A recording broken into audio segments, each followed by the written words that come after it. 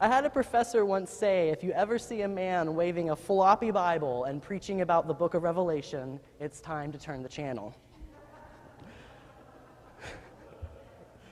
Revelation has a bad rep.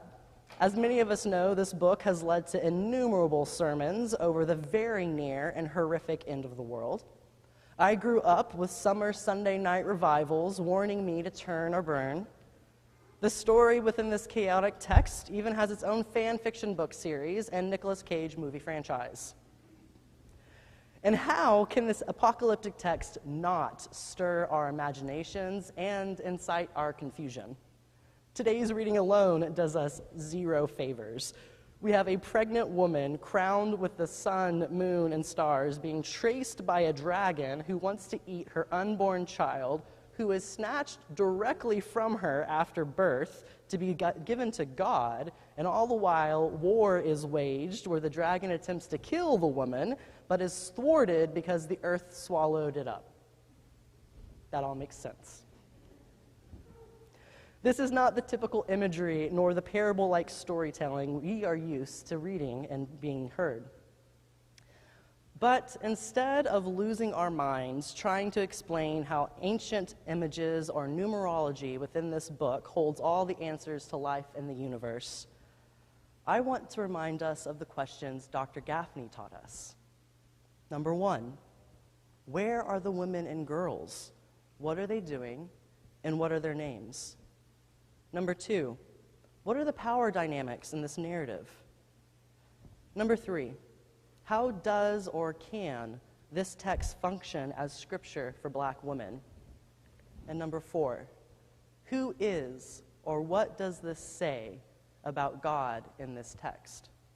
Is she, he, it invested in the flourishing of black women, our families, and our world? You see, it's much easier and more profitable to pitch Revelation as an unknowable text, shrouded in mystery and chaos, than it is to take the perspectives and lives of marginalized women and ask, how does this text function as scripture, and who or what is God? What does it say when readers are confronted with a pregnant woman as a main character in a book that is predominantly male-centric? What does it say about God when the birthing woman is facing off a dragon who is trying to snatch her child? Who is in power in this story? Dear God, my mama dead. She dies screaming and cussing. She scream at me, she cuss at me. I'm big, I can't move fast enough. By the time I get back from the well, the water be warm. By the time I get the tray ready, the food be cold. By the time I get all the children ready for school, it's be dinner time. He don't say nothing. He sat there holding her hand and crying. She asked me about the first one. Whose is it? I say God's. I don't know no other man, nor what else to say. When I start to hurt and then my stomach start moving and then that little baby came out of me chewing on its fist, you could have knocked me over with a feather. Don't nobody come see us. Mama got sicker and sicker. Finally she asked, where is it? I say God took it. He took it. He took it while I was sleeping. Killed it out there in the woods. Kill this one too if he can.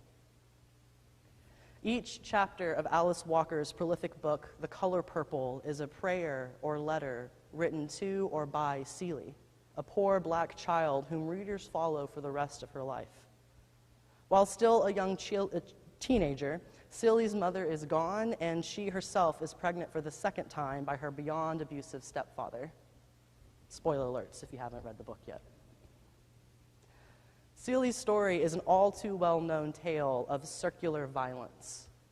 An oppressed black man who is beat and spat upon by society takes his disempowered rage and violates the bodies of those lower than him in status.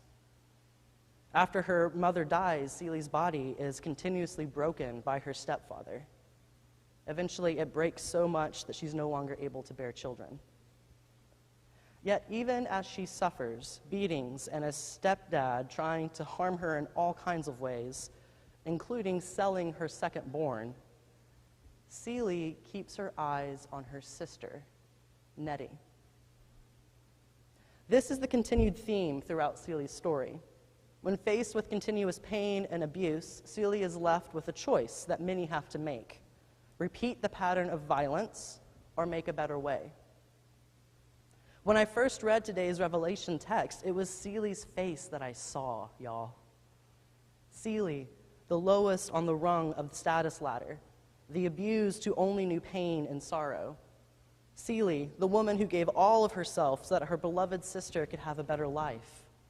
Celie, whose commitment to love is bold, audacious, and grounded in kindness. In her Womanist lectionary, Dr. Gaffney says this about the Revelation woman: "The great mother is clothed with the sun, crowned with the stars, straddling the moon, standing and squatting in the face of the dragon." While this woman has been conflated with the Blessed Virgin who bears her iconography, the 12 crowned stars, she is more. She is divine in her own right. There is no parallel for wearing the sun as a garment, you see. Yet she and her child are vulnerable to the dragon, positioned to snatch the child from her, an incredibly violent image that we're supposed to shudder at. But God's care, Dr. Gaffney continues, for her is extraordinary. Preparing a safe place, God nourishes her there, granting her wings to speed her flight. Even the earth wades into the fray on her behalf. The great mother, in the midst of birthing pains, has her eyes locked with her oppressor, the dragon. As her body heaves and breaks open, life pouring out of her, and the God of peace and justice becomes her midwife. Ultimately, by her side, wrapping her child up, taking him to a new home, a safe home, and having already prepared a place for her, God sends her with wings, this great, great mother. What does this text say to the broken bodies of marginalized women? It says you're not alone. What does this text say about God? It says that our Holy One is not divinely separated from us and untouchable and unknowable, but present among us, Emmanuel.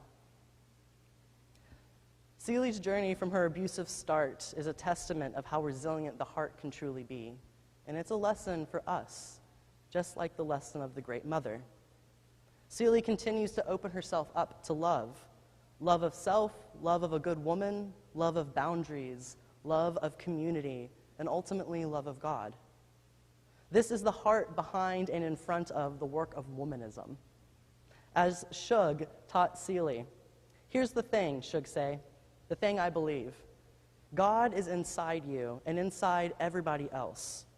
You come into the world with God, but only them that search for it inside find it.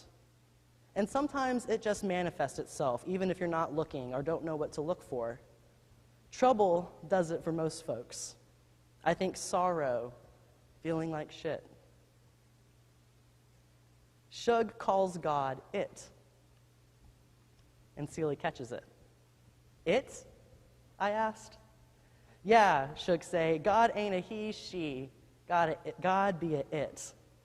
But what do it look like, I asked. Don't look like nothing, Shug say. It ain't a picture show. It ain't something you can look apart from anything else, including yourself. I believe God is everything. Everything that is or ever was or ever will be.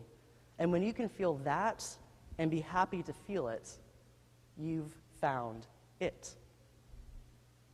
When we first met Celie, her prayers started from a heart as broken as her body. Like the Great Mother, she was facing down her oppressor without a single supportive hand to hold. But that was not the end for this audacious woman.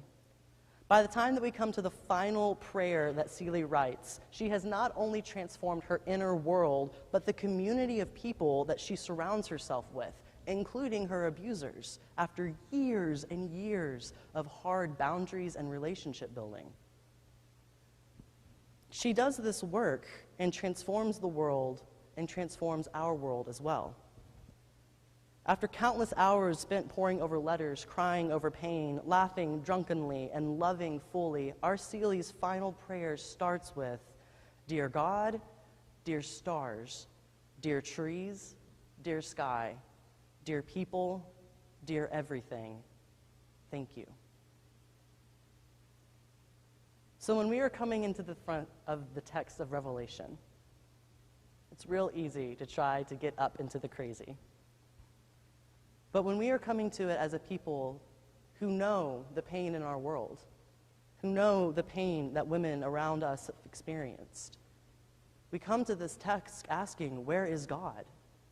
And when we see a woman facing down a dragon while giving birth, who is wrapped up and surrounded by God, protected, as well as the child, we're being told the secret of the great mystery of life, which is God is ever present. Community is ever present. And we are called to be in that work alongside each other.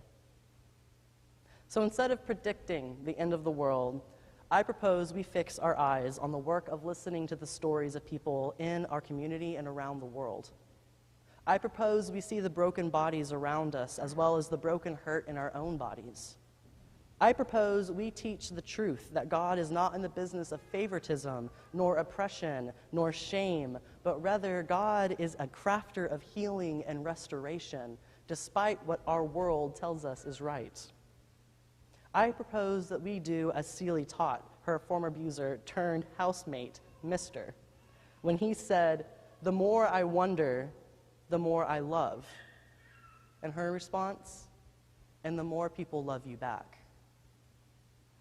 I propose we do as Celie, and rather than continue the cycles of pain and abuse, who's in, who's out, who's worthy, who's unworthy, instead we fight for love, decency, and kindness.